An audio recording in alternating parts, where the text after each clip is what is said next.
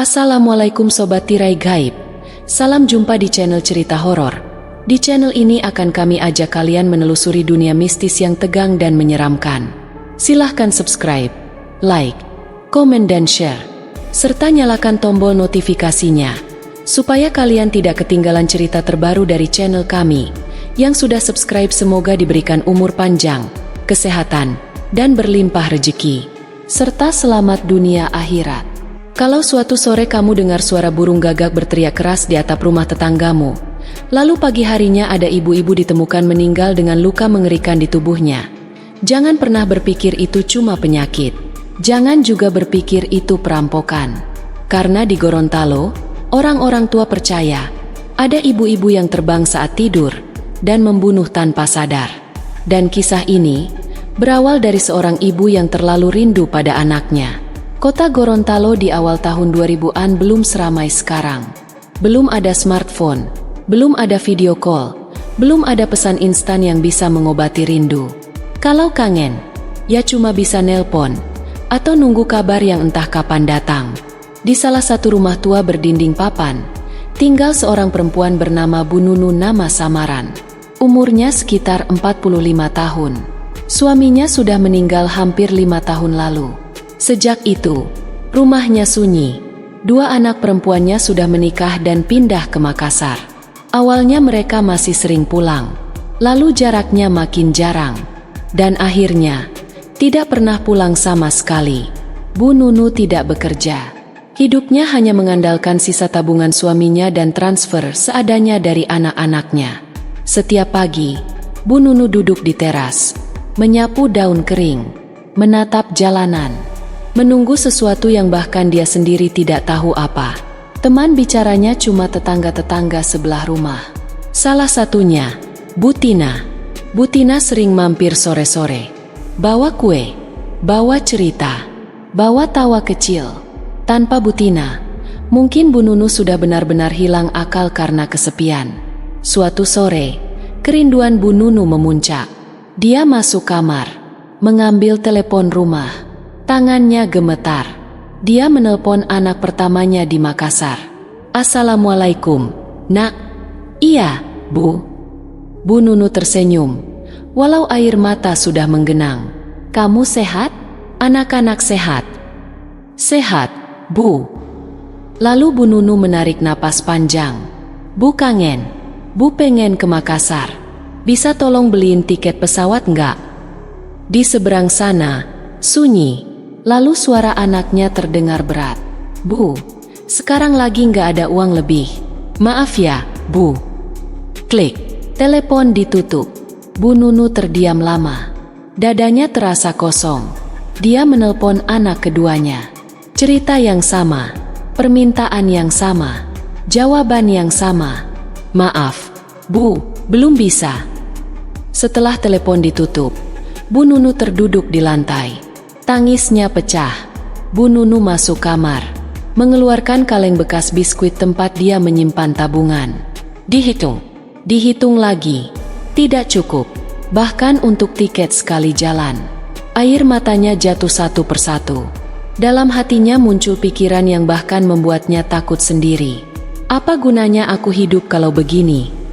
Suami sudah tidak ada, anak-anak jauh dan tidak pernah pulang. Bu Nunu memeluk dirinya sendiri. Kalau aku mati, apa mereka bakal datang? Saat pikiran itu muncul, tiba-tiba, tok, tok, tok, pintu rumah diketuk keras. Bu Tina berdiri di depan pintu. Matanya langsung membesar melihat wajah Bu Nunu. Bu, kok matanya bengkak? Kenapa, Bu? Bu Nunu tidak kuat menahan tangis. Semua cerita tumpah. Tentang rindu, tentang anak-anak, tentang keputusasaan. Bu Tina terdiam lama, lalu berkata pelan, Bu, saya nggak bisa bantu soal uang, tapi saya kenal orang. Orang? Iya, dia bisa bantu Ibu. Ngeliat anak-anak Ibu. Bu Nunu mendongak. Ngeliat? Iya, tapi cuma ngeliat, nggak ketemu.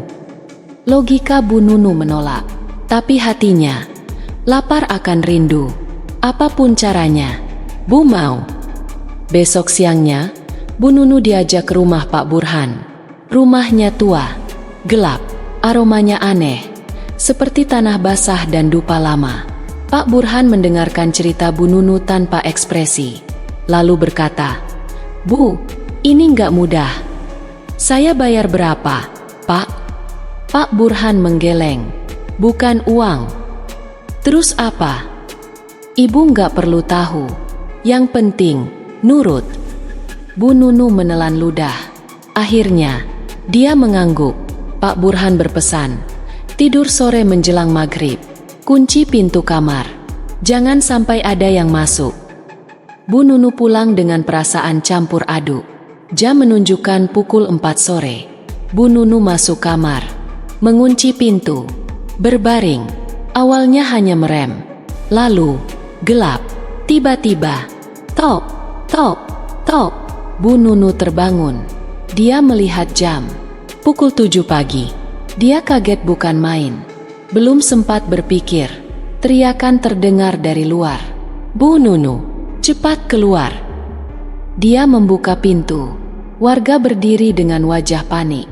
"Bu Tina, udah nggak ada, Bu." Di rumah Bu Tina, Bu Nunu melihat sesuatu yang akan menghantuinya seumur hidup. Bu Tina terbaring tak bernyawa. Tubuhnya dingin, dan bagian bawah tubuhnya rusak parah.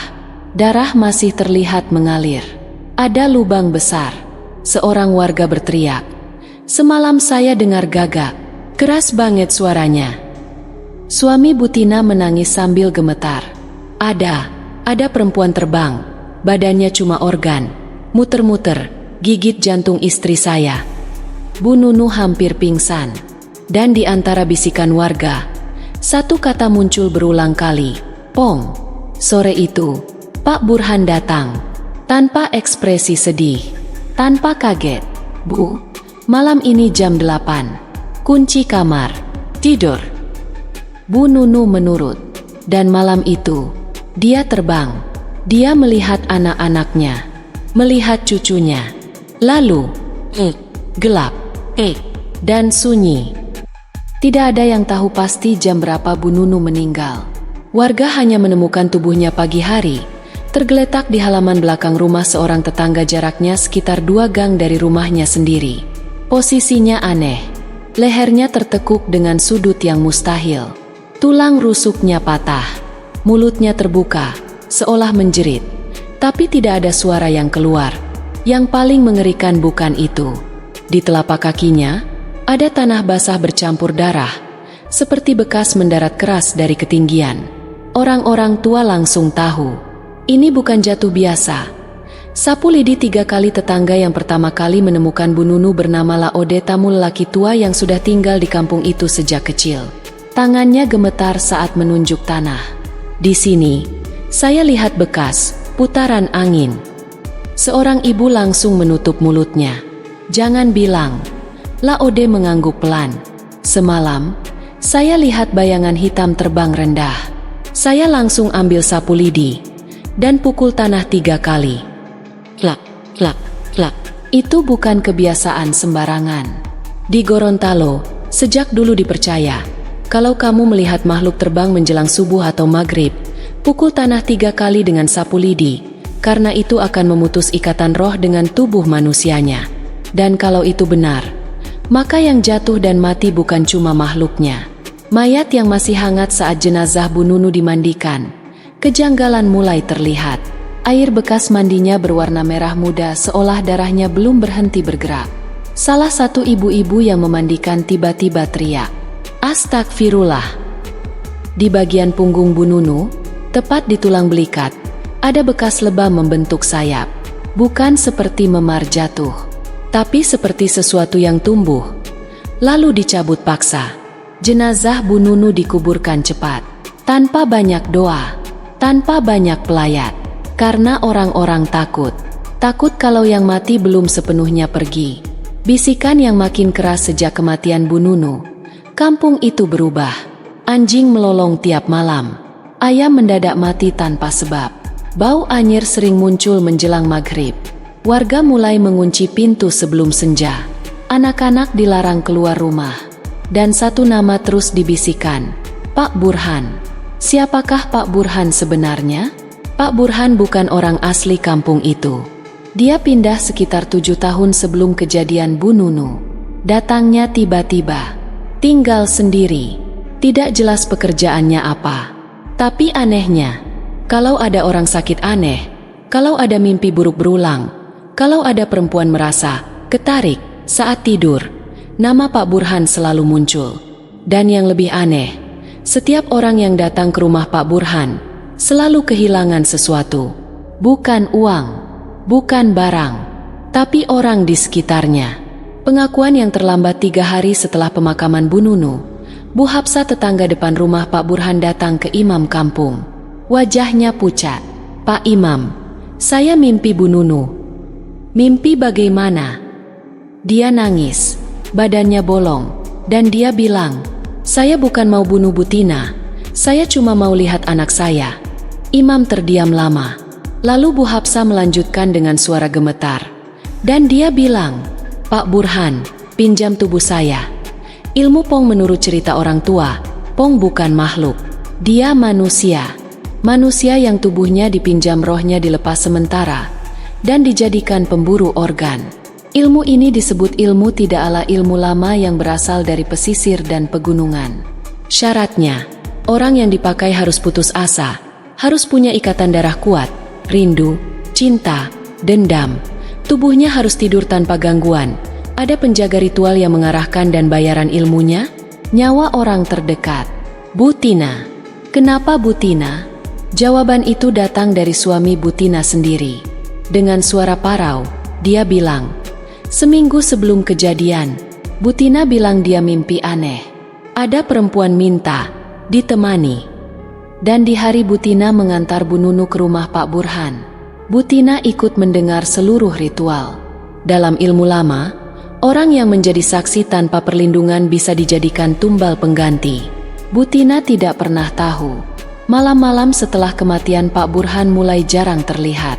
Tapi tiap maghrib, warga melihat lampu rumahnya menyala sendiri. Meski pintunya terkunci, kadang terdengar suara orang berbicara sendiri. Kadang, suara sayap. Anak Bu Nunu datang seminggu setelah kematian Bu Nunu. 2 anak perempuannya datang dari Makassar. Bukan karena mimpi, bukan karena firasat, tapi karena uang tabungan Bu Nunu kosong. Saat masuk rumah ibunya, yang mereka cium pertama kali bukan bau rumah lama, tapi bau tanah basah dan amis.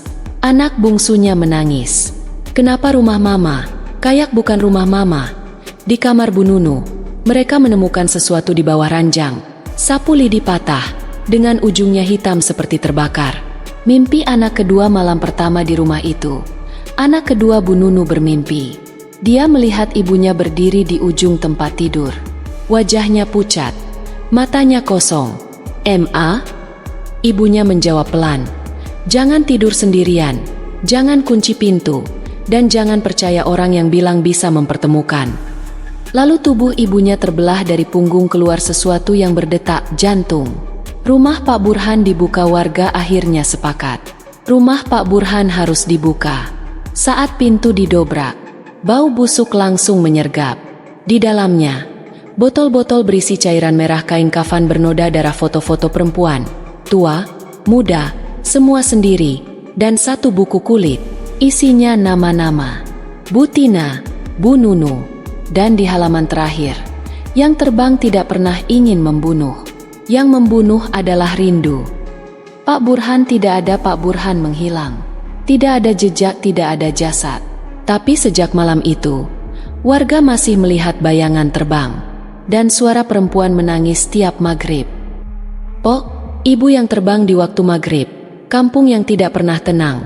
Sejak rumah Pak Burhan dibuka paksa, kampung tua di Gorontalo itu tidak pernah benar-benar pagi. Mentari memang terbit, ayam memang berkokok. Orang-orang tetap bekerja. Tapi ada sesuatu yang tertinggal di udara. Rasa ditunggu. Setiap menjelang maghrib, angin selalu berputar di satu titik, di antara rumah Pak Burhan dan rumah Bu Nunu. Dan setiap kali azan hampir berkumandang, warga mendengar suara pelan, bukan tangisan, tapi rintihan seperti orang menahan lapar. Anak-anak Bu Nunu yang tertinggal, 2 anak perempuan Bu Nunu, akhirnya menetap sementara di rumah ibunya. Mereka tidak berani pulang cepat, bukan karena rindu, tapi karena takut kalau ibu mereka belum benar-benar pergi. Anak pertama, sebut saja Rina, lebih rasional. Dia menolak semua cerita Pong. Itu cuma kebetulan. Ibu stres, jatuh, meninggal. Tina sakit, meninggal. Tapi anak kedua, Maya, berbeda. Sejak malam mimpi tentang jantung itu, Maya tidak pernah tidur nyenyak. Setiap kali dia terlelap, dadanya terasa berat, seperti ada sesuatu duduk di atasnya. Dan tiap bangun, selalu ada bekas tanah basah di telapak kakinya. Tanda pertama penerus suatu malam, Maya terbangun karena bau anyir. Bukan dari dapur, bukan dari kamar mandi, tapi dari tubuhnya sendiri. Dia menyalakan lampu. Spray kasurnya basah, bukan air. Dar mengalir dari selapahannya. Padahal dia tidak haid. Tangannya gemetar. Dan di cermin, dia melihat punggungnya memar, seperti 2 bayangan sayap yang belum sempurna. Pengakuan imam kampung. Maya akhirnya menemui imam kampung. Orang tua itu menunduk lama sebelum bicara. Ilmu Pong tidak mati bersama Burhan. Terus, ilmu itu mencari penerus sendiri. Biasanya, yang masih satu darah dengan korban terakhir. Maya menangis. Jadi saya? Imam mengangguk pelan. Ibumu belum sempat menutup pintu ilmunya. Ritual terakhir yang disembunyikan imam membuka rahasia yang tidak pernah diceritakan Pak Burhan. Pong tidak bisa dihentikan hanya dengan membunuh penjaga ritual. Ada ritual pemutus, tapi ritual itu haram, kejam, dan jarang berhasil. Syaratnya, penerus Pong harus sadar sebelum terbang. Harus ada satu ibu lain yang menggantikan korban. Ibu harus membunuh ibu dengan ikhlas. Darah harus jatuh sebelum maghrib di tanah asal ilmu. Dan satu hal yang paling kejam, ibu yang dikorbankan harus memiliki rindu yang sama Ibu Salma. Di kampung itu, ada satu perempuan yang cocok. Bu Salma. Umurnya hampir sama dengan Bu Nunu dulu suaminya meninggal. Anaknya merantau ke Manado dan tidak pernah pulang. Setiap sore, Bu Salma duduk di beranda, menatap jalan kosong. Persis seperti Bu Nunu. Maya gemetar saat menyadarinya. Malam sebelum maghrib Maya mulai mengalami gejala penuh. Mimisan setiap tidur, dada terasa kosong, telinganya sering berdengung saat maghrib, dan rasa lapar yang tidak bisa dijelaskan. Bukan lapar makanan, tapi lapar sesuatu yang berdetak. Dia mulai mendengar suara ibunya. Nak, jangan ikuti aku. Pengakuan Bu Salma dengan berat hati. Imam mendatangi Bu Salma, menceritakan semuanya. Bu Salma tidak kaget. Dia hanya tersenyum sedih. Saya sudah lama nunggu giliran. Maksud ibu? Setiap malam, saya mimpi terbang. Bedanya, saya belum pernah jatuh. Air mata imam menetes. Ritual darah ibu hari itu dipilih. Jumat Kliwon. Tanah ritual berada di bekas rumah Pak Burhan. Maya datang dengan tubuh lemah. Bu Salma datang dengan pakaian putih.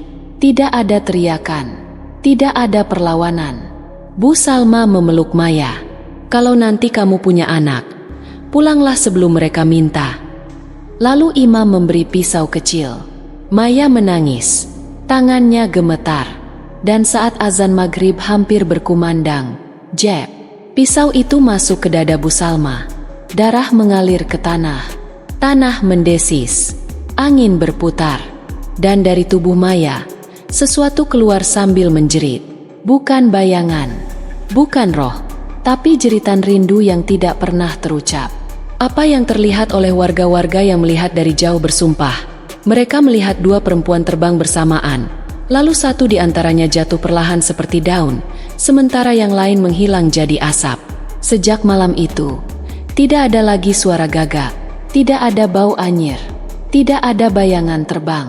Setelah semuanya selesai, Maya selamat, tapi tidak utuh. Setiap maghrib, dia masih menutup mata.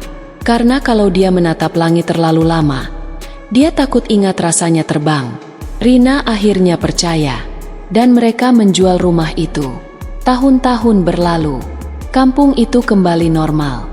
Tapi orang-orang tua masih berpesan, kalau ada ibu terlalu sepi, jangan biarkan dia tidur sendirian. Karena Pong tidak lahir dari ilmu, Pong lahir dari rindu yang tidak dijawab. Terima kasih Sobat Tirai Gaib. Jangan lupa subscribe, like, komen dan share, serta nyalakan tombol notifikasinya, supaya kalian tidak ketinggalan cerita terbaru dari channel kami. Yang sudah subscribe semoga diberikan umur panjang, kesehatan, dan berlimpah rezeki, serta selamat dunia akhirat.